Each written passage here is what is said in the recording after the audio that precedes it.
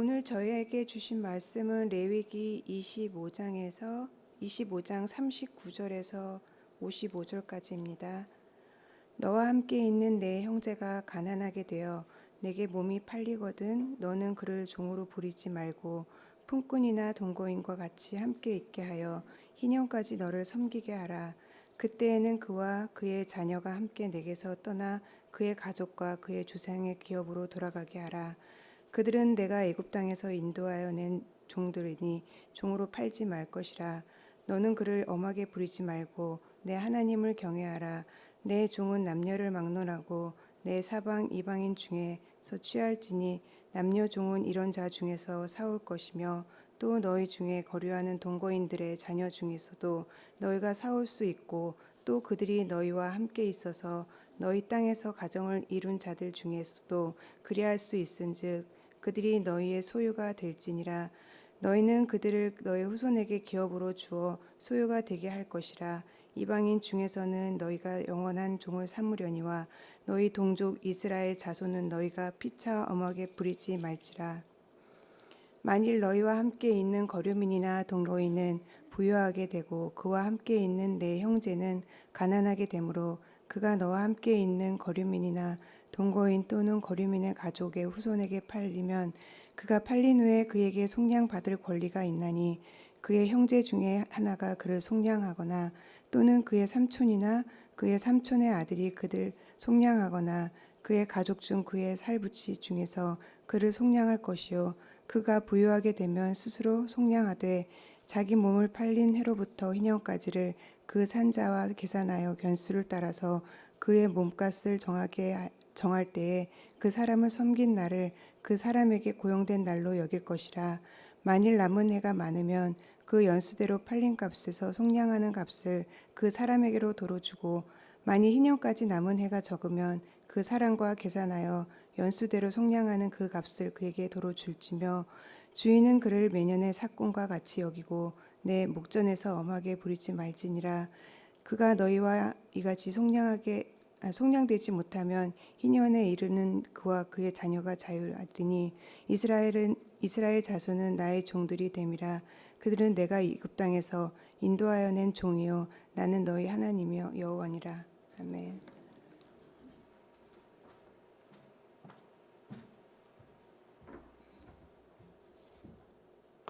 하나님 아버지 감사합니다. 이 아침에도 또 주의 전에 불러주신 것을 감사하며 또 오늘 말씀을 통해서 또 은혜 받기를 원합니다.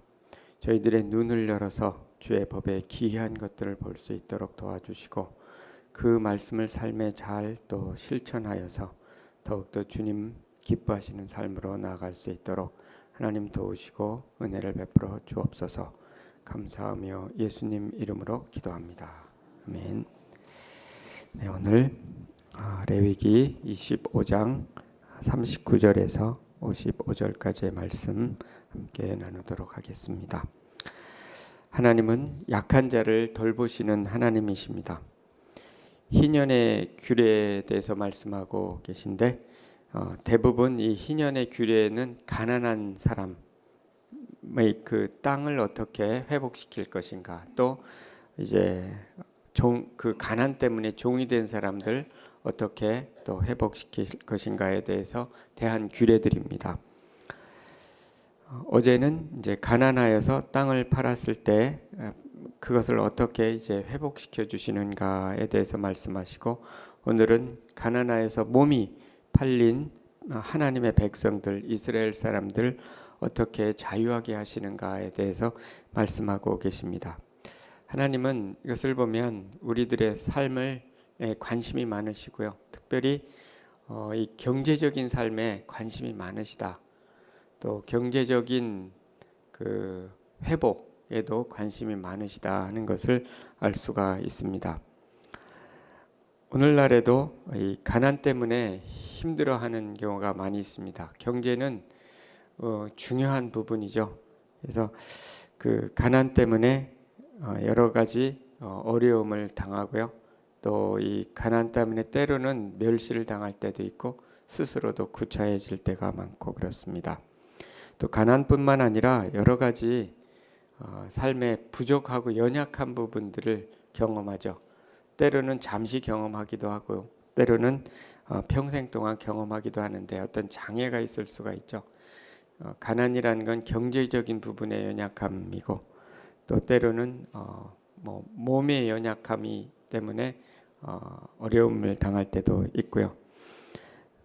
여러 가지 그런 연약한 상태에 있을 때가 있습니다. 희년의 규례를 보면 하나님은 그 연약함에 대해서 관심을 많이 갖고 계시고 돌보시고 또 회복시키시기를 원하신다 하는 것을 알 수가 있습니다. 그래서 오늘 말씀을 통해서 하나님께서 어떤 그 희년의 규례를 통해서 어떤 회복을 하시고 어떻게 돌보시는가 하는 것을 나누고자 합니다. 오늘 말씀 가운데 교훈 첫 번째는 하나님은 가난한 그 형제, 가난한 하나님의 백성을 형제가 서로 돌보기를 원하신다 하는 것입니다. 39절에 43절에 보면 너와 함께 있는 내 형제가 가난하게 되어 내게 몸이 팔리거든 너는 그를 종으로 부리지 말고 품꾼이나 동거인과 같이 함께 있게 하여 희년까지 너를 섬기게 하라. 그때에는 그와 그의 자녀가 함께 내게서 떠나 그의 가족과 그의 조상의 기업으로 돌아가게 하라. 그들은 내가 애굽 땅에서 인도하여 낸 내 종들이니 종으로 팔지 말 것이라. 너는 그를 엄하게 부리지 말고 내 하나님을 경외하라. 이렇게 말씀하셨습니다. 가난하게 된 형제가 있다는 거죠. 같은 이제 이 당시는 친족이겠죠. 또는 이스라엘 백성이 되겠죠. 몸이 가난 때문에 팔리거든 종으로 부리지 말라는 것입니다. 품꾼이나 동거인과 같이 여기라. 종은 자유가 없는 거죠. 주인이 하라는 대로만 하고 자기 의견이 없는 것입니다. 그러나 품꾼은 이제 고용인이죠. 피고용인이죠. 이렇게 돈을 주고 일을 시키기 때문에 어느 정도의 계약 관계가 있고 그리고 자기의 의사를 표현할 수가 의견을 표현할 수가 있는 거죠. 품꾼이라는 것은 이제 영어 표현에 보면 이제 고용된 상태에 있는 사람을 이야기하고요. 동거인은 임시적으로 거주하는 사람. 그래서 종과는 다른 거죠. 만약 가난하게 돼서 이제 그 집에 종으로 가게 되는 경우를 얘기하는 거죠. 가난하게 되어서 이제 같은 이스라엘 사람들의 집에 종으로 팔린 겁니다. 그렇지만 종처럼 대하지 말라. 종은 함부로 여김을 받는 거죠. 여기 보면은 엄하게 부리지 말라. 43절에 종은 소유물처럼 여기고 함부로 취급하는 경우가 많죠. 오늘 말씀에 보면 엄하게 부리지 말라는 말을 3번이나 합니다. 그들은 종이에요. 어쨌든 돈 때문에 이제 가난하게 돼서 돈을 값을 지불하고 그를 산 것이 되는 거죠. 그러니까 마음대로 할 수가 있는 건데 그렇게 엄하게 부리지 말라는 겁니다.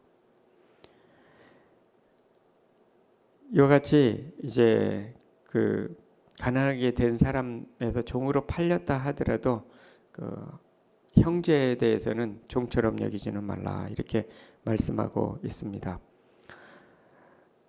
세상에서 이 가난은 영광이 아닙니다. 세상에서든 어디든 참 가난하게 되면 굉장히 구차하게 되죠. 돈을 빌려야 되니까요. 가난하면 스스로 비굴하게 되고요. 그래서 세상 사람들은 가난한 사람을 참 멸시합니다. 함부로 여기기 쉽고요. 또 본인도 스스로 멸시할 뿐만 아니라 상대방도 멸시를 하죠. 돈이 없으면 함부로 여기고. 한국에 가면은 이 호텔도 이게 티쿠 같은 거 타고 가면은 파킹도 못하게 한다 그러더라고요. 이게 조그만 차 타고 다니는 분들은 한국 가지 마세요. 좀 큰 차를 타고 가야 돼요. 호텔에 들어갈 때 그렇다고 그러네요. 호텔에 들어가는데 어느 권사님이 쓰레빠 신고 갔더니 자꾸 쳐다봐가지고 밥도 먹기 힘들었다고 그런 얘기했는데 아무튼 외모를 봐도 이렇게 시원찮게 보이면 함부로 여기죠. 거기다가 함부로 여길 뿐만 아니라 오히려 있는 사람들이 가난한 사람들의 물질을 더 착취합니다. 이렇게 함부로 여겨가지고요. 이와 같은 것이 세상에서 그렇다는 거죠. 오늘 말씀에 보면 하나님 나라는 다르다는 거예요. 비록 가난한 거에 대해서는 가난하게 된 거에 대해서 뭐라고 하지는 않으세요. 그거는 본인이 게을러서 가난하게 될 수도 있고 뭐 어떤 환경 때문에 가난하게 될 수도 있고 여러 가지 이유가 있겠죠. 오늘 이렇게 희년에 관한 말씀을 보면은 하나님은 공산주의, 하나님 나라는 공산주의가 아니에요. 흔히들 공산주의를 하나님 성령적이다 그러는데 이렇게 보면은 그렇지 않아요. 공산주의는 능력과 관계없이 똑같이 분배하고 똑같이 살으라는 거거든요. 그리고 똑같이 분배하고 그것이 공산주의잖아요. 근데 보면은 그 능력을 인정하는 거예요. 어떤 사람은 부유하게 되고요. 어떤 사람은 가난하게 되는 거예요. 어떤 이유에서 그랬든지 열심히 정당한 방법으로 열심히 살도록 하고 정당한 방법으로 부를 취하는 것에 대해서 성경은 뭐라고 하고 있지 않다는 거예요. 오히려 그걸 권장하겠죠. 그런데 그러나 그렇기 때문에 공산주의는 아닌 거예요. 공산주의는 각 능력에 따라서 열심히 살도록 하는 거죠. 그래야 그게 맞겠죠. 사람이 능력도 다르고 달란트도 다르고 은사도 다르고 다 다른데 그 능력에 맞게 살고요. 그런데 어떻게 하다가 가난하게 됐어요. 그래서 몸도 팔렸어요. 땅도 팔리고 몸도 팔렸어요. 그렇게 됐을 때 하나님 나라에서는 그를 멸시하거나 그를 함부로 여기지 말라, 엄하게 부리지 말라는 겁니다. 엄하게 부린다는 것은 잔인하게 하지 말라는 뜻이에요. 함부로 하고 그리고 이제 학대하지 말라는 거죠. 또 착취하지 말라는 거죠. 하나님의 관심은 그들이 어떻게든 다시금 회복되는 데 관심이 있다는 거예요. 이것이 하나님의 마음이라는 것입니다. 그래서 하나님께서 이제 땅 경우도 그렇잖아요. 땅이 팔렸을 경우에 할 수가 있으면 형제가 그거를 속량해라. 돈 사서 회복시켜 주어라. 형제가 능력이 있으면, 친족이 능력이 있으면 그렇게 해주라. 그렇지 않으면 자기가 열심히 돈을 벌어서 다시 살아. 그런 권리를 주는 거예요. 그것도 안 되면 희년까지 기다리면 그때 다 회복시켜 준다는 거죠. 그래서 몸이 팔렸을 경우도 마찬가지입니다. 몸이 팔렸을 경우도 이제 먼저 형제가 함부로 여기지는 말고 그리고 할 수 있으면 그를 속량하여 주고 뒤에 이제 나오죠. 또 스스로도 속량할 수 있고 그리고 희년에 대해서 되면은 완전히 자유하게. 하나님도 이렇게 한꺼번에 그 가난한 자를 돌본다고 한꺼번에 그냥 탁 돈을 주어가지고 하진 않으신 분이에요. 그 가난에 대한 대가는 사실은 수고하도록 하시는 거죠. 종으로 살게 하시고 하는 것은 하나님께서 그렇게 하시는 거예요. 무조건 다 평등하게. 지금 그런 의식들이 있잖아요. 공산주의가 좋다고. 어떤 사람 빈부격차가 많으니까. 빈부격차에 대해서 성경은 뭐라고 하지 않는다는 거예요. 오늘 말씀해 보면. 있을 수 있는 거예요. 그거는. 근데 있는 사람들이 가난한 사람들을 돕도록 하는 것이 하나님의 나라고요. 어떻든 그 가난한 사람이 다시 일어설 수 있도록 서로 나누는 정신, 그것이 바로 성경적인 정신이라 하는 것입니다.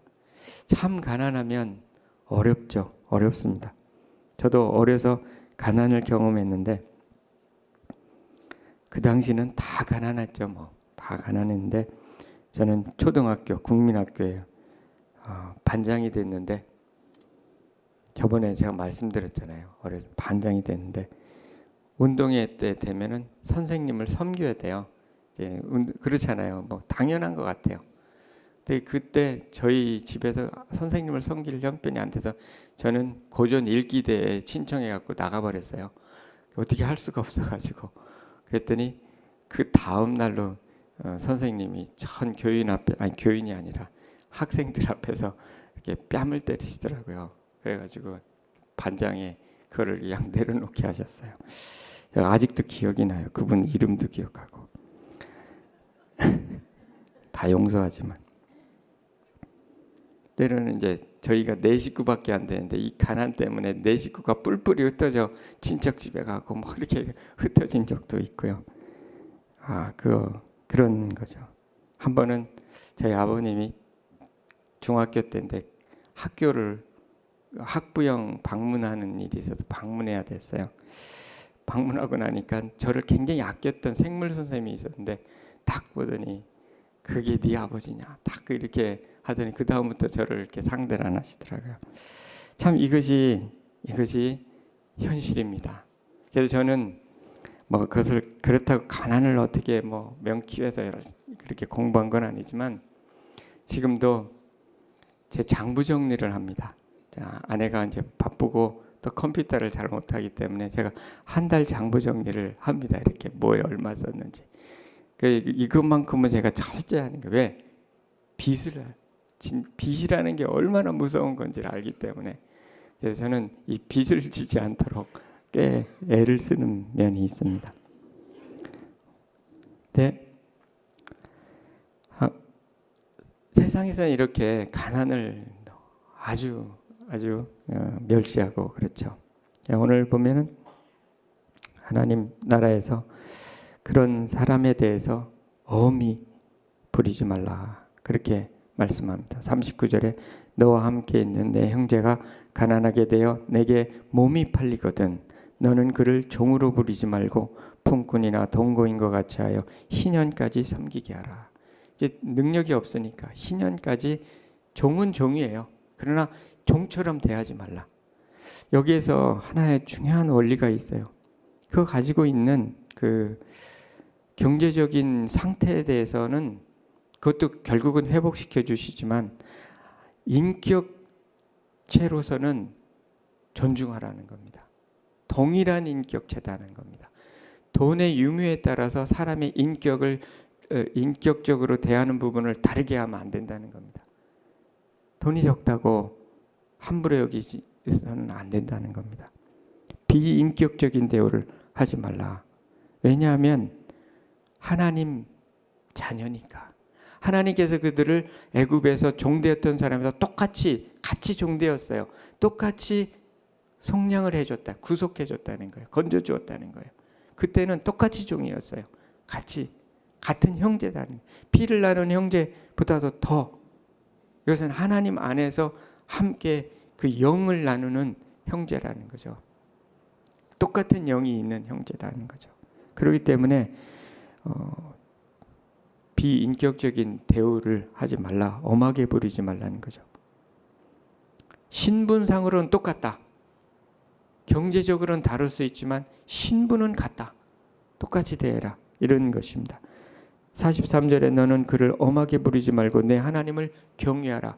하나님을 경외하는 사람의 특징 중에 하나가 뭐냐면 가난한 사람을 이렇게 함부로 하지 않는 겁니다.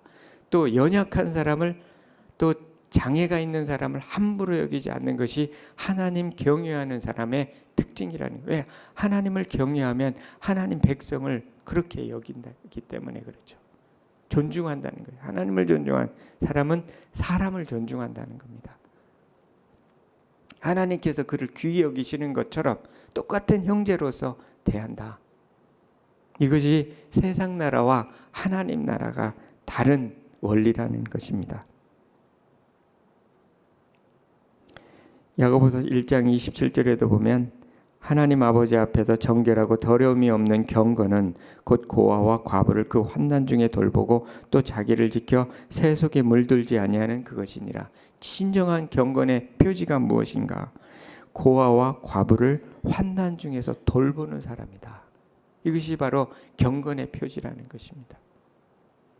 우리는 이 말씀을 통해서 내 주위에 내가 돌봐야 될 환난 중에 있는 사람이 누군가, 경제적으로도 그렇고요, 또 여러 가지 연약함 속에 있는 사람이 누구인가 생각해보고 기도해주고 도와줄 방법이 있으면 도와주고 하는 거죠.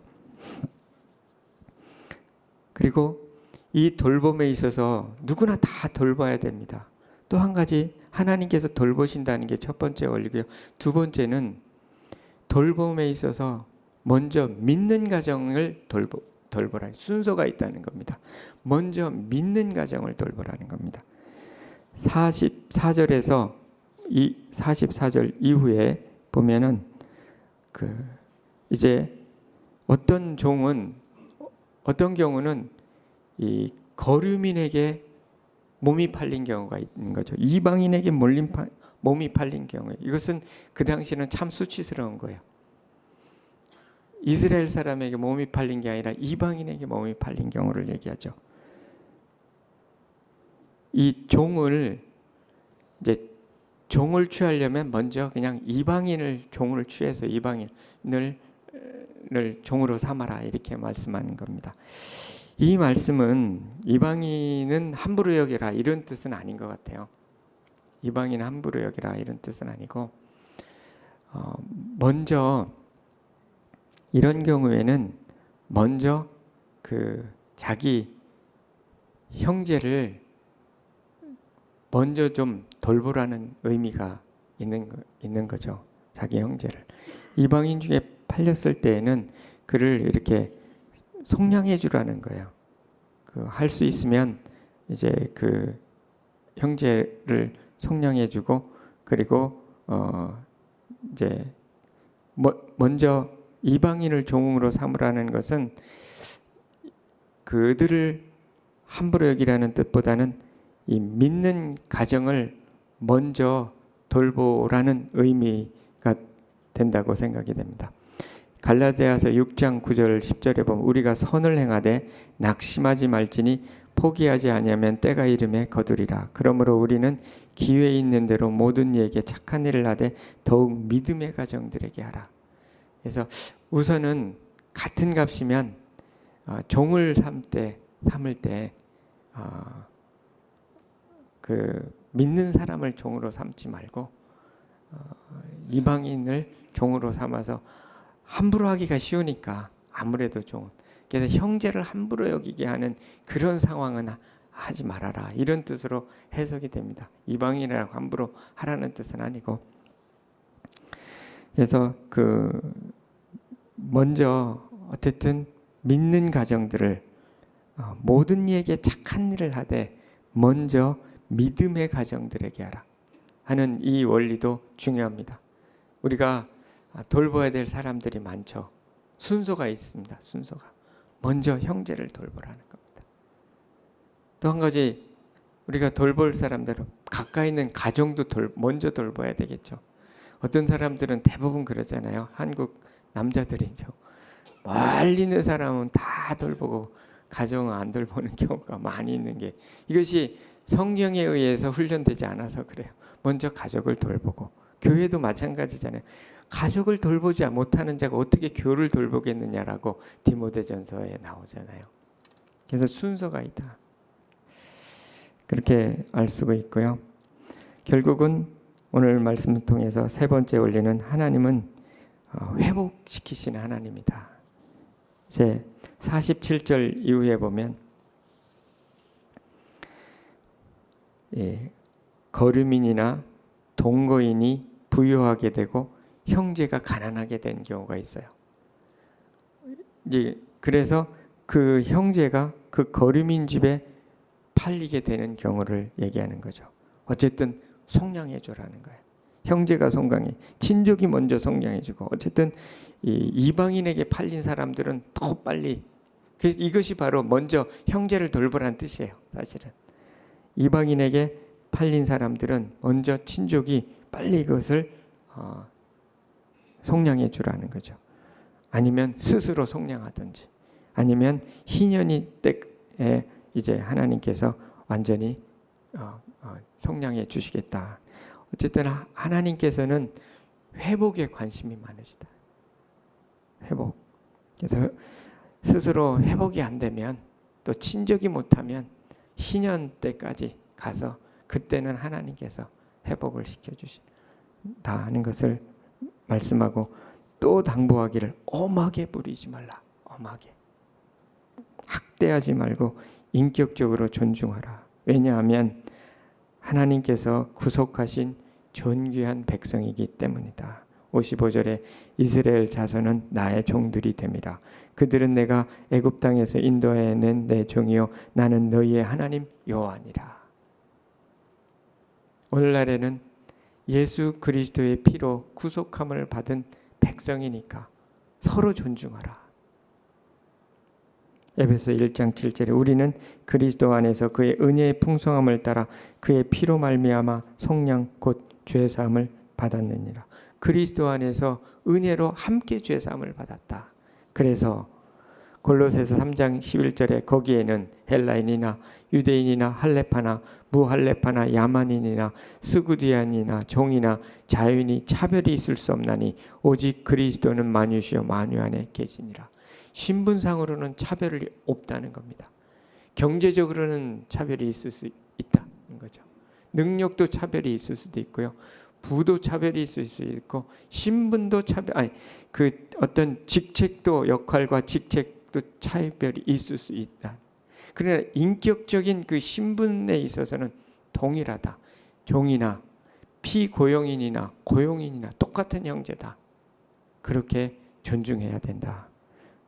이것이 하나님 나라의 원리다 하는 것을 오늘 말씀해 주고 있는 것입니다. 그렇기 때문에 어려움 당한 그러한 가정들, 그러한 믿는 백성들을 특별히 돌보아서 회복되도록 도와야 되는 것이 그게 형제된 자매된 도리다 라고 오늘 말씀하고 있습니다. 오늘 말씀을 통해서 우리가 정말 나는 같이 믿는 자들을 정말 존중히 여기고 있는가, 아니면 업신 여기는 사람은 있는가, 장애 때문에 어떤 연약함 때문에 함부로 생각하고 함부로 여기지는 않는가, 이것을 되돌아볼 필요가 있고요. 또 어려움 당한 사람들을 어떻게 돌볼 것인가 하는 것을 돌아볼 필요가 있습니다. 하나님은 연약함을 돌보시는 하나님이시고 하나님은 회복시키시는 그런 하나님이십니다. 우리가 다 같이 함께 기도하면 좋겠습니다. 우리 어려움 당하는 또 성도들, 또 연약한 성도들, 정말 주님 안에서 귀히 여기고 또 엄하게 부리지 않고 또 귀히 여기고 돌보는, 또 나누는 삶을 살게 되도록 하나님께서 그들을 돌보시는 것처럼 우리도 그렇게 돌보고 또 존중히 여길 수 있도록 위해서 함께 기도하면 좋겠습니다.